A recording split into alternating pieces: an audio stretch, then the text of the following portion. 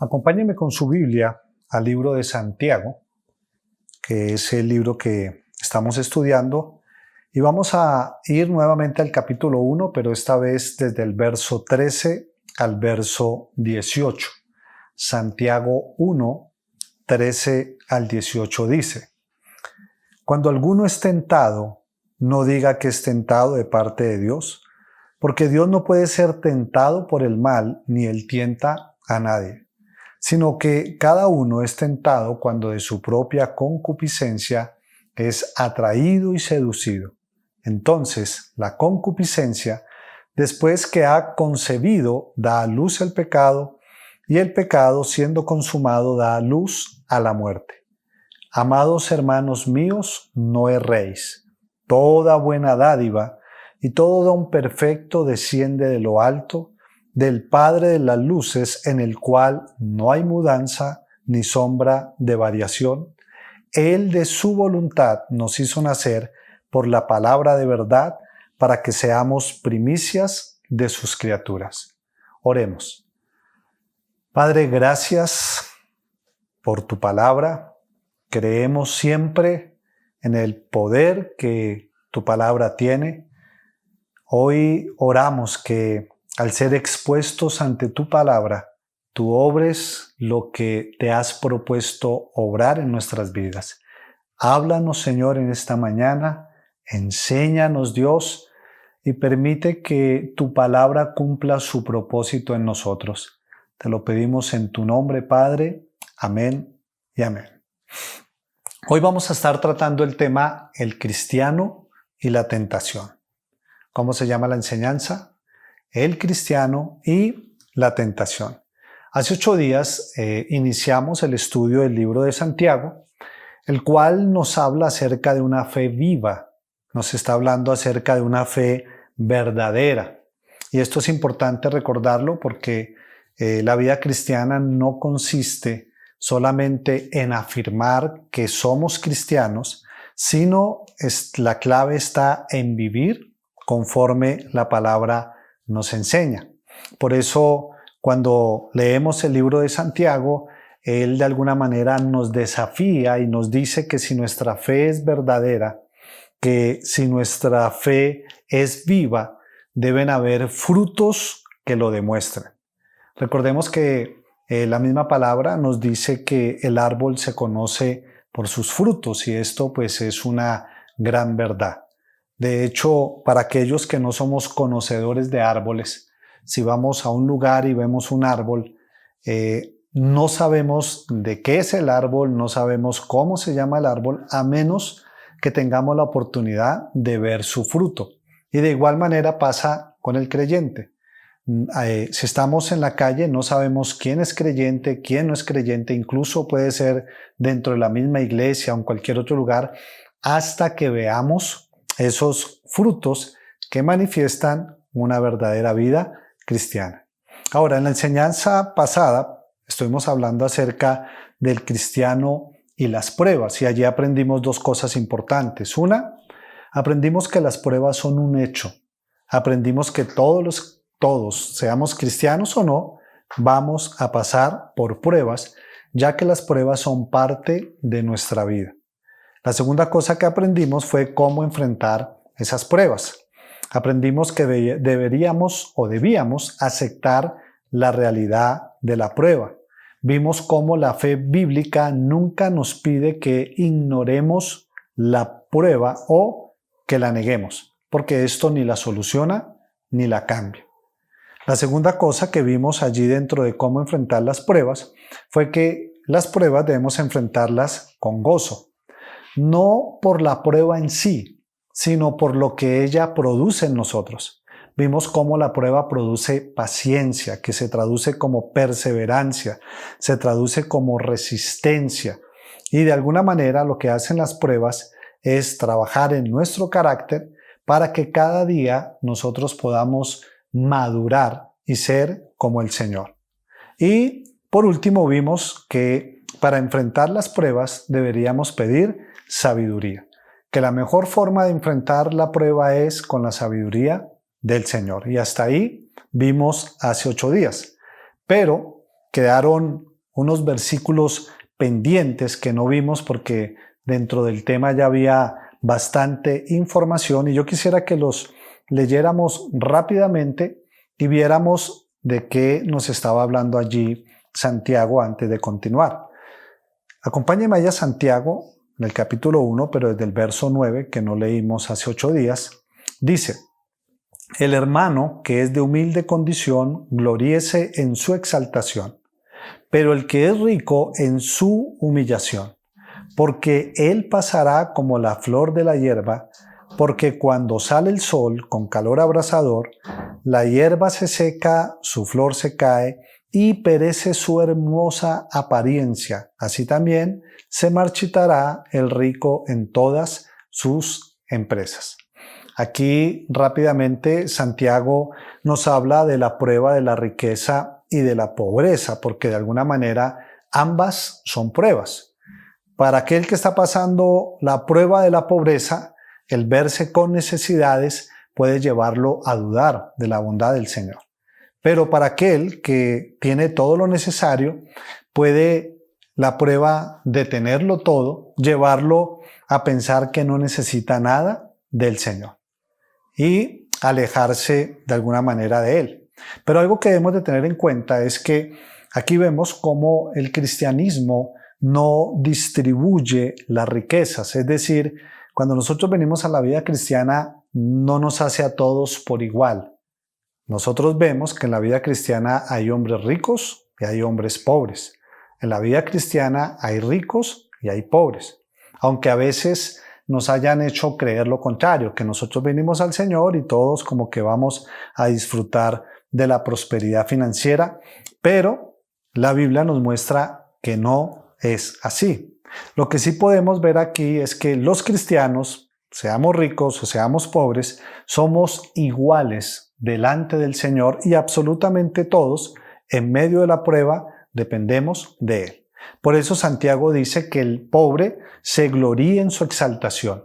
Es decir, en esta vida hay pobreza, pero él debe recordar y tener su vista puesta en los tesoros espirituales. Y también le dice que el rico se gloríe en su humillación. ¿En qué aspecto? En que todo lo material es temporal, un día no va a estar.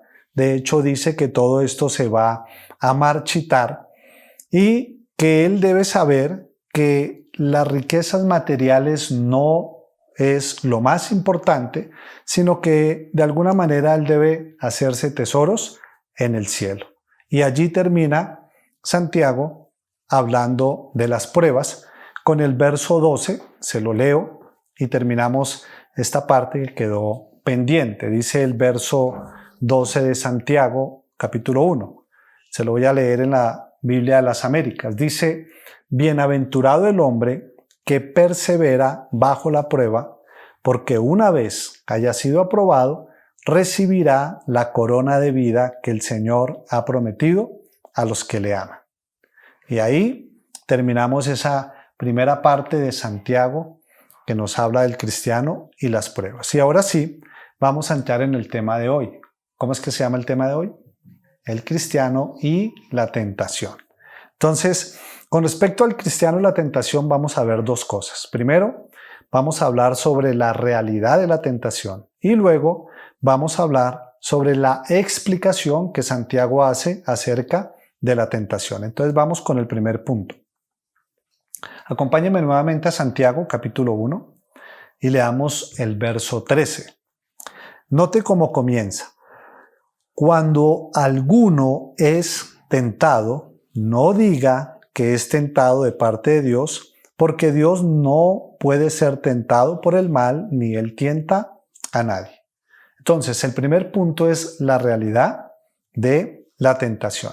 Ahora, note cómo comienza Santiago este verso 13. Él no dice si alguno es tentado, no. Él no dice por si de pronto alguien es tentado. Él tampoco dice si por casualidad. No, él comienza diciendo cuando alguno es tentado. Y eso nos demuestra que la tentación, igual que las pruebas, son un hecho. Al igual que con las pruebas, la tentación en la vida del creyente es una realidad, no una posibilidad. ¿Qué significa eso? Que todos vamos a ser tentados. Recordemos que Santiago le está escribiendo su carta a un grupo de creyentes y que están dispersos por causa de una persecución, y a ellos les está diciendo y les está hablando precisamente acerca de la tentación. Y entonces, como la tentación es una realidad en la vida del creyente y esa tentación va a estar presente mientras nosotros estemos vivos, quiero aclararle dos cositas en este primer punto. Una de ellas es que el ser salvos no nos hace inmunes a la tentación. El ser salvos no nos hace inmunes a la tentación. Mire, el hecho de que nosotros hayamos venido a Dios en arrepentimiento y fe, el hecho de que nosotros hayamos alcanzado esa salvación por gracia que Él otorga, eso no nos hace inmunes a ser tentados. Sin importar el tiempo que nosotros llevemos en la vida cristiana, sin importar la cantidad de conocimiento que nosotros hayamos acumulado con respecto a las Escrituras, mientras estemos en este cuerpo caído, mientras usted y yo estemos vivos, le tengo una noticia: vamos a ser tentados. No existe eso de que cuando yo llegue a cierto nivel espiritual voy a dejar de ser tentado.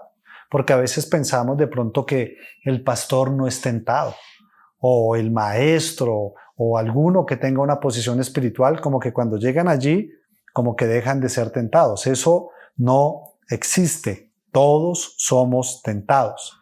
No existen los cristianos superungidos, porque a veces uno ve algunos que parece que como que levitan y parece que estuvieran en otro nivel.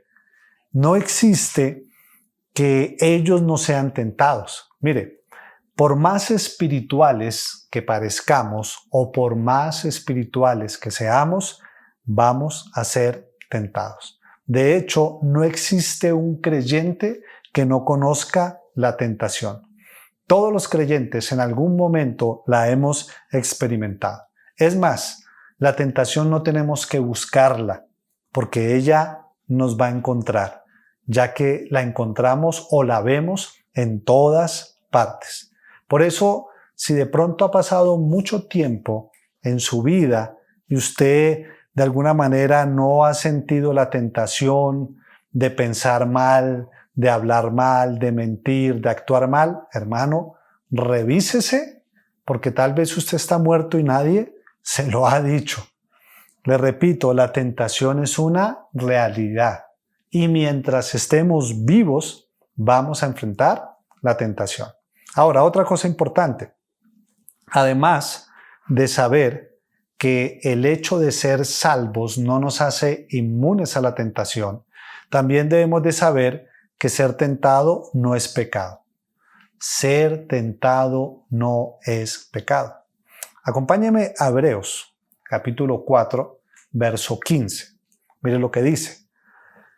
Porque no tenemos un sumo sacerdote que no pueda compadecerse de nuestras debilidades, allí está hablando de Jesús, y escuche, sino uno que fue tentado en todo según nuestra semejanza, pero sin pecado. La Biblia nos dice que Jesús fue tentado, pero también nos dice que nunca pecó. Y esto es importante saberlo, porque a veces el hecho de sentirnos tentados nos condena. Hay momentos, y bueno, de alguna manera está bien. ¿Qué está bien? Que cuando somos tentados y tenemos una inclinación a hacer algo malo, a veces nos sentimos mal y esa partecita de sentirnos mal está bien porque sabemos que le vamos a fallar al Señor. Pero no está bien que eso nos condene, porque el hecho de ser tentados no es pecado. Yo sé que todos alguna vez hemos tenido un deseo de hacer algo malo, pero gracias al Señor no hemos cedido a esa tentación. Y si no hemos cedido a esa tentación, entonces no hemos llegado al pecado. Recuerde que el pecado es ceder a la tentación, pero ser tentado no es pecado. Ahora, Aunque ser tentado no es pecado, debemos de tener cuidado por dos razones. Una, porque hay pecados que se efectúan solo en nuestro pensamiento. Por ejemplo, el Señor dijo que cualquiera que mira a una mujer para codiciarla, ya adulteró con ella en su corazón. Entonces, yo no puedo decir, no, yo no pequé porque no caí en adulterio, pero tal vez el adulterio fue acá. Entonces, ahí sí hubo pecado. Y en lo otro que debemos de tener cuidado, al saber que ser tentados no es pecado, es de no caer en esa arrogancia de creernos muy fuertes o muy firmes. De hecho, la Biblia dice que el que piense estar firme, mire que no caiga. Escuché la historia de un rey que necesitaba contratar un cochero hábil para que condujese su coche real. Y fueron y llevaron a los 3 mejores cocheros y el rey les preguntó: ¿a qué distancia puede usted manejar el coche real del abismo sin que caiga en él? Uno de ellos dijo: bueno, yo puedo con habilidad manejarlo a 50 centímetros del abismo sin caerme. El otro, más osado, dijo: no, la verdad yo puedo manejarlo a 10 centímetros del abismo. Y el tercero dijo: bueno, tal vez yo podría manejarlo a esas distancias, pero nunca lo haría por prudencia. ¿A quién creen que contrataron? Al tercero. Y así debe suceder con nosotros. El tercero era el más confiable. ¿Por qué? Porque no se acercaba al peligro.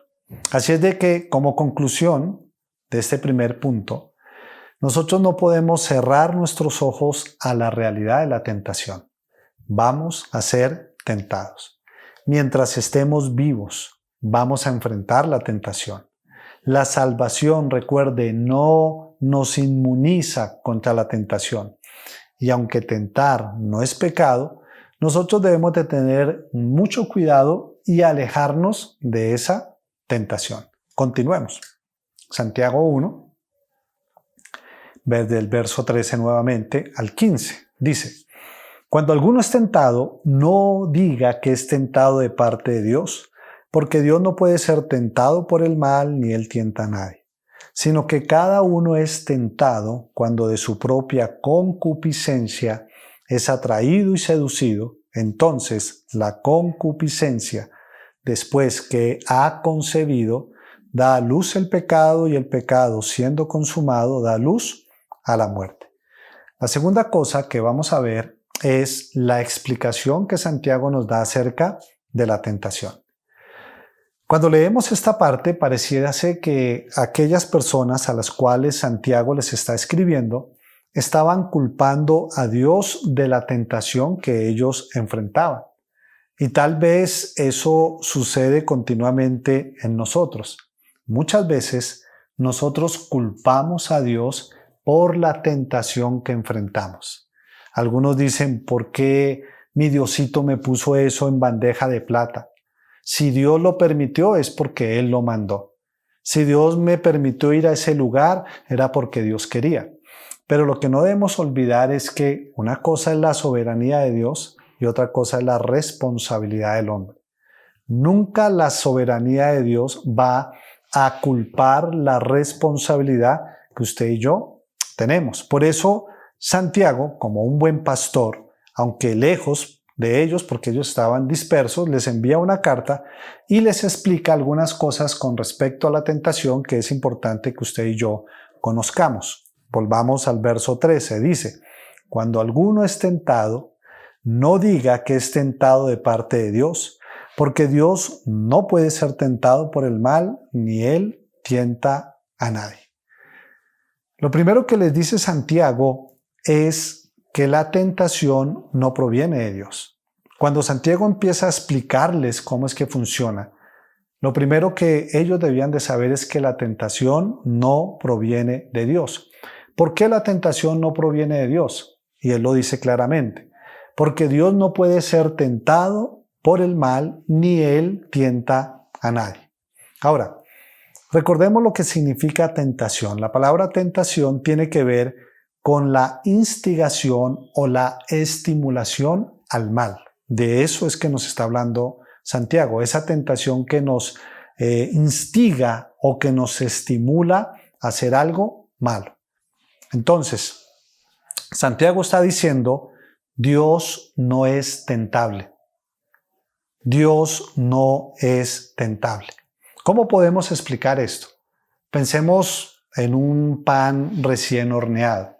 Si usted va a la panadería y de pronto sacan los panes recién horneados, esos que están brillantes y con ese olor característico, para el que le gusta el pan, él se va a sentir atraído por el pan.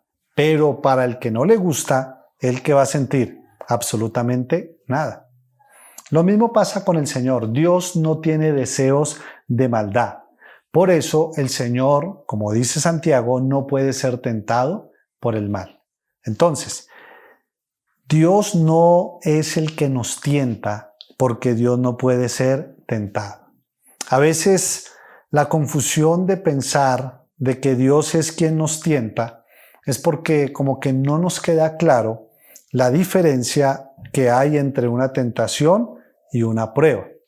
Ahora, pregunto algo, ¿Dios nos prueba? Sí, Dios nos prueba. De hecho, la Biblia lo afirma. Si usted va a Génesis 22, capítulo 22 comienza diciendo, y probó Dios a Abraham. ¿Quién lo probó? Dios. Si usted va más adelante, para allá a Deuteronomio 8, dice la Escritura que Dios llevó a Israel al desierto para probarlo, para saber lo que había en su corazón. Entonces, ¿Dios prueba? Sí, pero recordemos, y ya lo vimos hace 8 días, que las pruebas que Dios permite tienen el propósito de santificarnos, tienen el propósito de producir paciencia, de producir esa perseverancia, esa resistencia que nos lleva a una madurez espiritual. Eso es lo que hace la prueba. En cambio, la diferencia es que la tentación, recuerde, tentación, instigación o estimulación al mal, la tentación tiene como propósito llevarnos ¿a qué? A pecar. Y es por eso que Santiago dice que Dios no tienta a nadie. ¿Por qué? Porque Dios nunca nos instigaría o nos estimularía a pecar. Ahora, también es cierto, y debemos de tenerlo en cuenta, que cuando nosotros estamos en medio de esas pruebas que Dios permite, en medio de la prueba viene la tentación.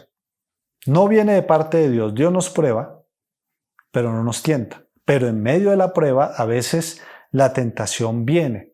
Y cuando estamos en medio de la prueba, esa tentación nos lleva tal vez a cuestionar la bondad de Dios, a dudar de Él.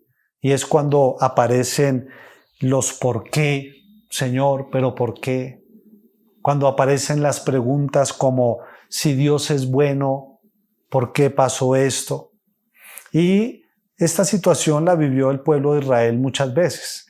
Usted recordará que cuando el pueblo de Israel fue llevado al desierto hubo momentos donde no tenían agua. ¿Y qué hacían en medio de la prueba sin agua?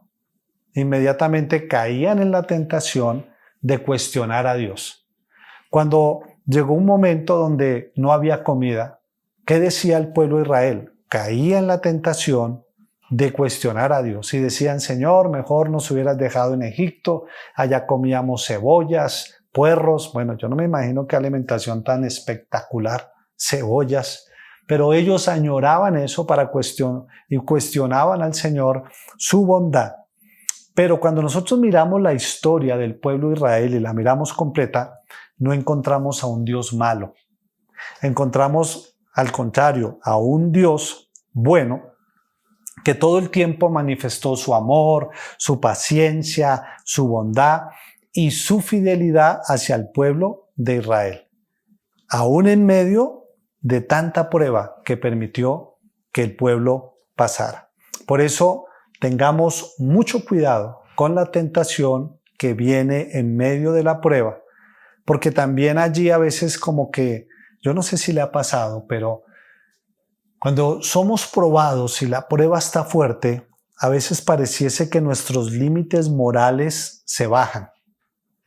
Porque cuando la cosa está difícil, a veces decimos, pero Estoy haciendo las cosas bien y mire cómo estoy viviendo. Estoy con Dios y mire todo lo que me está pasando. Y ahí es donde a veces somos más propensos a pecar. Volviendo a Santiago, él nos afirma que la tentación no proviene de Dios. Y eso siempre téngalo claro. Nunca piense que la tentación a la cual usted ha cedido provino de Dios. Jamás. La tentación no proviene de Dios. ¿Por qué?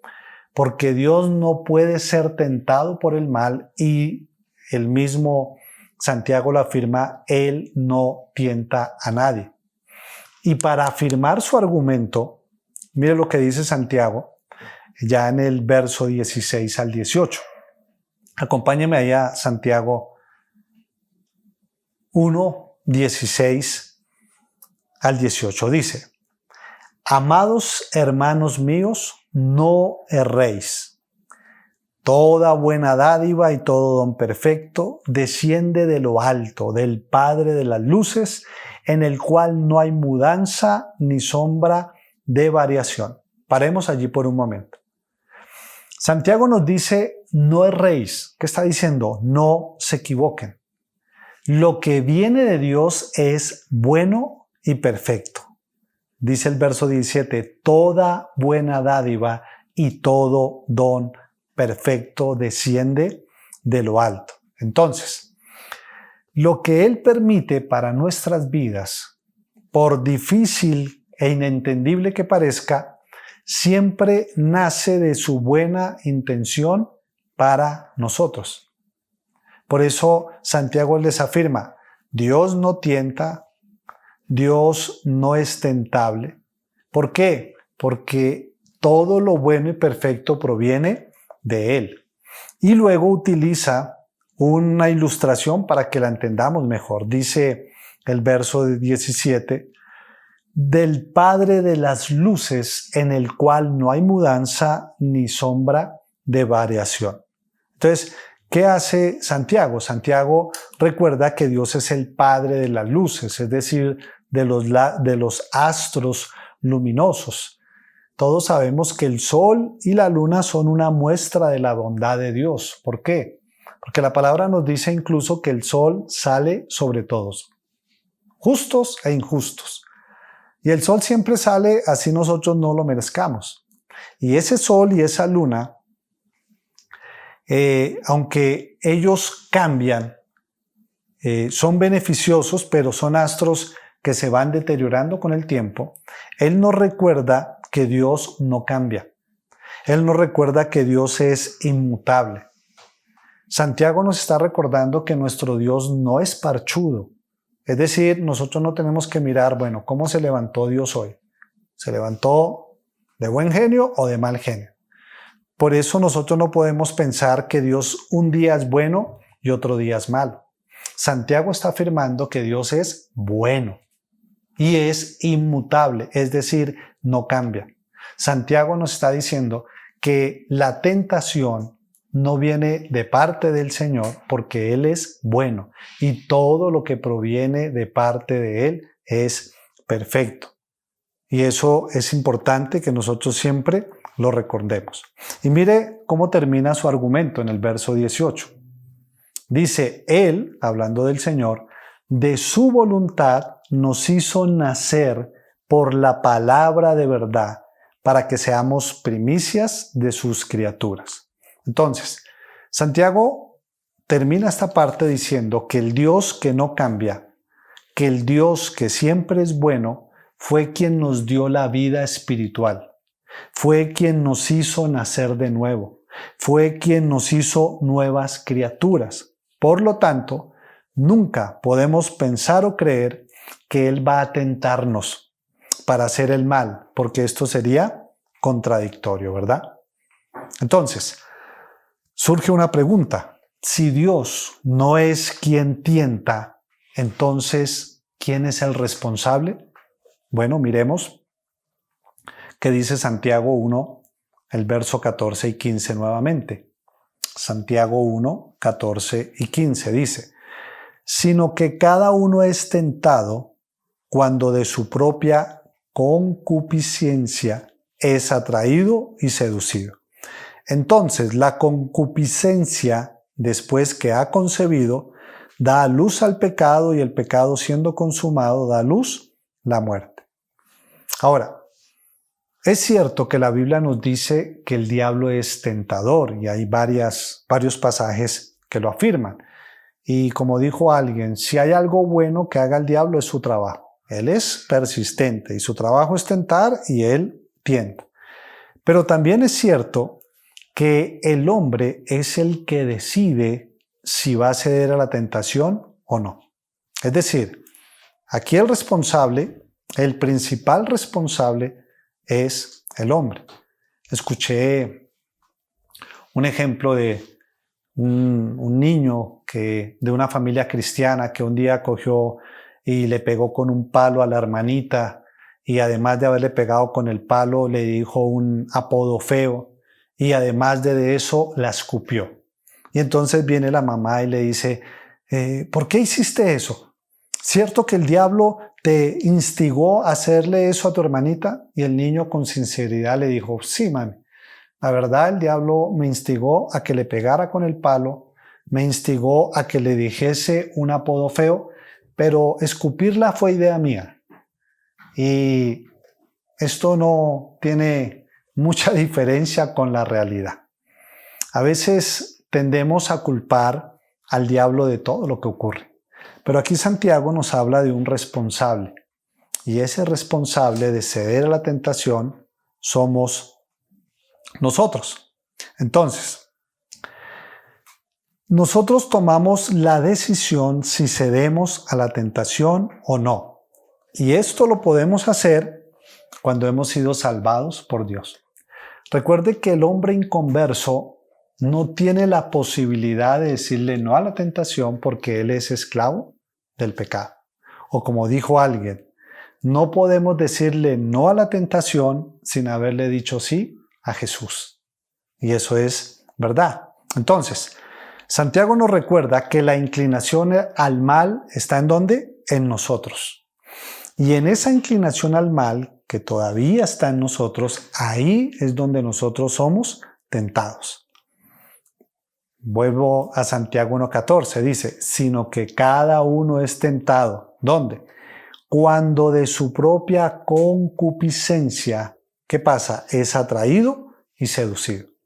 Aquí hay una palabra que no es común para nosotros, y es la palabra concupiscencia. La palabra concupiscencia usted puede notar de pronto en la Biblia que está leyendo, si es de las Américas, habla de pasión, habla de un fuerte deseo interno. La palabra concupiscencia nos está hablando de ese deseo prohibido a punto de expresarse en alguna actividad. Entonces lo que podemos ver es que el mal no está afuera. El mal está ¿dónde? Adentro. O como dijo alguien, el culpable no es el tentador externo, sino el traidor interno que hay dentro de nosotros. Y dice Santiago que cada uno es tentado cuando de su propia concupiscencia, es decir, de su propia pasión, ¿qué pasa? Es atraído y seducido. Y si somos sinceros, todos tenemos concupiscencias en nuestra vida. Todos tenemos de alguna manera pasiones diferentes, áreas en las cuales nosotros somos débiles. Y es en esa área donde nosotros somos débiles donde vamos a ser tentados. Ahora, pensemos en la pesca. En la pesca, al igual que en la tentación, el pez es atraído y seducido. ¿Por qué? Por algo que se conoce como carnada. Recuerde que en la pesca hay un anzuelo, pero lo que oculta el anzuelo es algo que se llama carnada. Y la carnada generalmente es atractiva en olor y en apariencia para atraer la clase de pez que se quiere pescar. Imagínese si solo lanzaran el anzuelo sin carnada. ¿Cuántos peces caerían? Ninguno, porque no habría nada que atrajese y seduciese. Ahora, también recordemos que esa carnada que se utiliza no es para alimentar el pez, Nadie bota una carnada para alimentar el pez. No, la carnada se utiliza ¿para qué? Para atrapar el pez, para hacerlo caer. Porque la carnada lo que hace en sí es esconder el anzuelo. Y podríamos decir que lo mismo pasa con nosotros. La carnada es como esa tentación, esa seducción que no se creó para alimentarme o para satisfacernos, sino que el propósito de la tentación es uno, hacernos caer. Porque detrás de esa tentación hay un anzuelo que nos atrapa y que es difícil luego soltarnos. Pensemos en ejemplos prácticos. Por ejemplo, cuando hay una persona con la pasión o la inclinación al chisme, piense en una persona así. Tal vez usted la conozca, tal vez no. Pero, ¿qué pasa? Imagínese que esa persona que tiene esa debilidad del chisme se entera de una noticia, hermano, de una chiva, como decían en los periódicos. ¿Qué siente cuando se entera de eso? Inmediatamente siente el deseo de ¿qué? De llamar a alguien. Siente el deseo de contarle a alguien. Con la excusa es para que oremos. Pero de alguna forma esa persona siente que si le cuenta a alguien lo que se acaba de enterar, ella va a descansar. Ella va a sentirse mejor. Pero la verdad es que si ella hace eso, está entrando en chisme, está cayendo en pecado. Así ella se sienta bien. Y eso es lo que pasa con la tentación. Hay momentos donde la persona cae en la tentación y como que se siente bien, pero ese sentirse bien consigo mismo a veces no es otro resultado que el pecado que hemos cometido contra Dios. Pensemos en las personas que tienen problemas de ira. Cuando una persona tiene problemas de ira, ella siente que necesita explotar, que necesita descargar lo que está sintiendo, porque cuando lo hace, ¿qué siente? Alivio. Yo tenía que decírselo. Yo no me podía quedar con eso. Como que hay una vocecita que le dice, no se deje, defiende tu derecho, es necesario hacerlo. Pero cuando esa persona con problemas de ira explota y hace lo que no debe hacer, aunque se siente bien en una parte, está cayendo en pecado. Pensemos en la sensualidad. Ocurre muchas veces con los cónyuges que no tienen una buena relación, que no son escuchados, que son dejados a un lado. Muchos de ellos terminan satisfaciendo su hambre emocional con otra persona, permitiendo pensamientos. A veces no caen en un adulterio físico, pero sí terminan cayendo en un adulterio en sus pensamientos. Ahora, le tengo una pregunta. ¿Qué lleva al pez morder la carnada?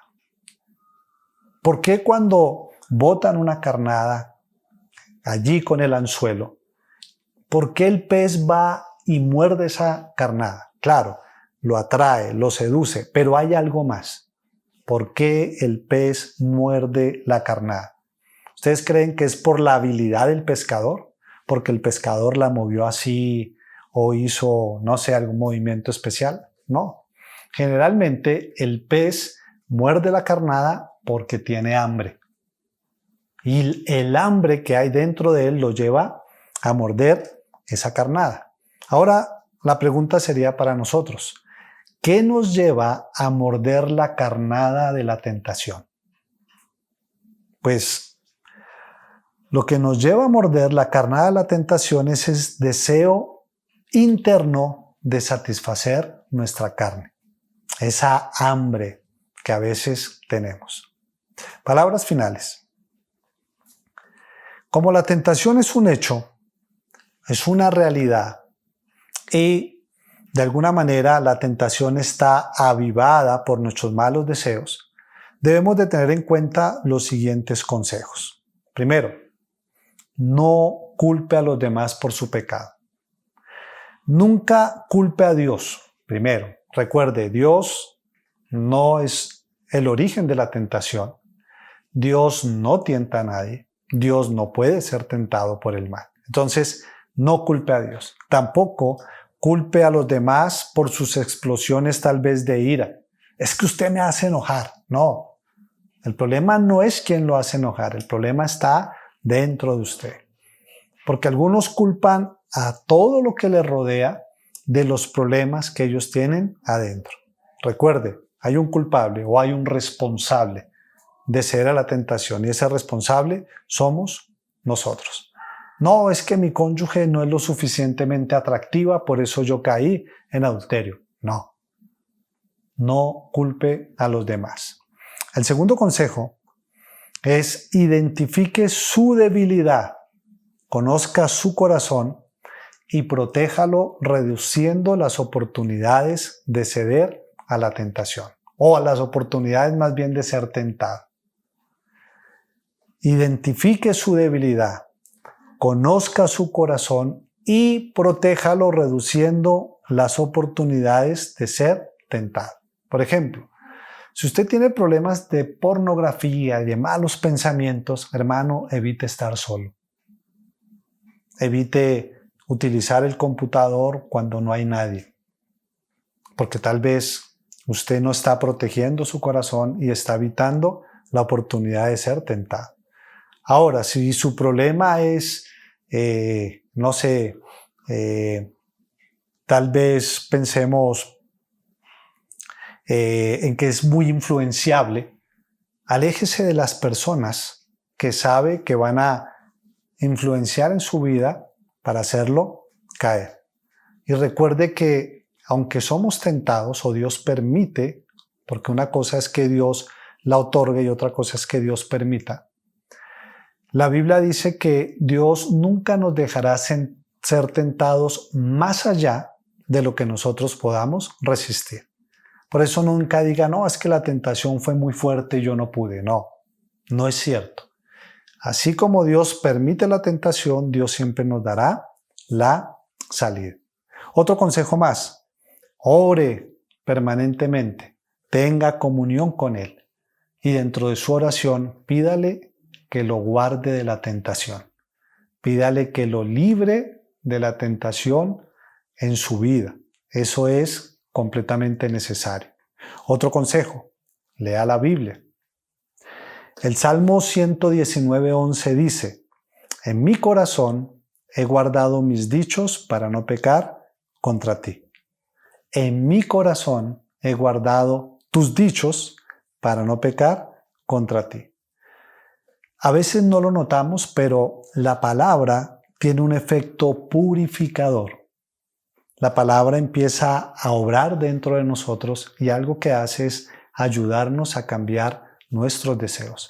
Por eso yo le invito a que lea la Biblia, léala constantemente y permita que ella obre en su vida y como dice el salmista, que usted pueda guardar en su corazón lo que la Biblia enseña para que no cedamos a la tentación.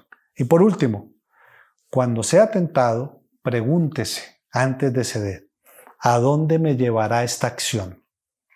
Porque Santiago nos dice que cuando el pecado da luz, dice que viene ¿qué? La muerte. La tentación no resistida siempre lleva a la muerte. Ahora, aclaremos esto y pensemos en David. La Biblia nos dice que el rey David, el hombre conforme al corazón de Dios, en una ocasión fue tentado por una mujer al verla que se estaba bañando, a Betsabé. Él la llama, él cede a la tentación, tiene relaciones con ella, nace un niño y aunque David es perdonado, las consecuencias vinieron sobre su vida. Y una de esas consecuencias, ¿cuál fue? La muerte de ese niño. Y de alguna manera la muerte del niño de David ilustra el fruto final del pecado.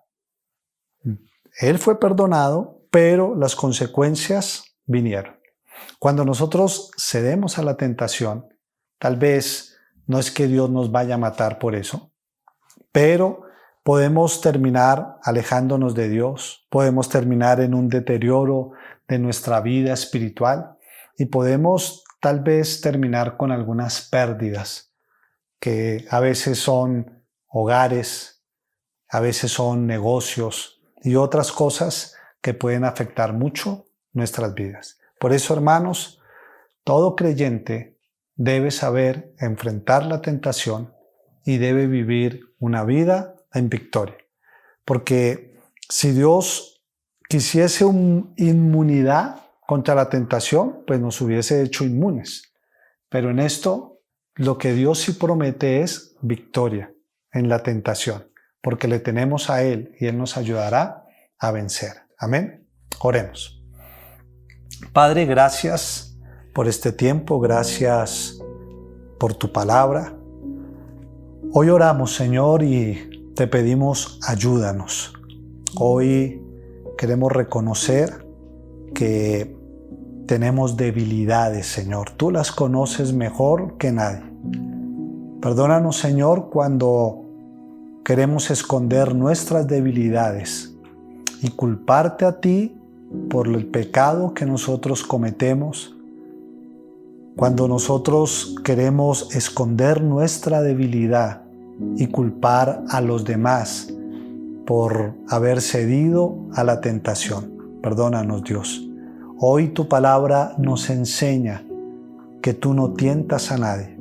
Hoy tu palabra nos enseña que de ti proviene lo bueno, proviene lo perfecto, que tú eres el Padre de las luces y que no hay sombra de variación ni mudanza en ti. Y eso nos recuerda, Señor, que tú eres un Dios bueno. Perdónanos, Señor, porque a veces dudamos de tu bondad, aun cuando estamos pasando por pruebas que tú has permitido, y dudamos, Señor, de lo que tú estás haciendo y dudamos de las cosas que permites.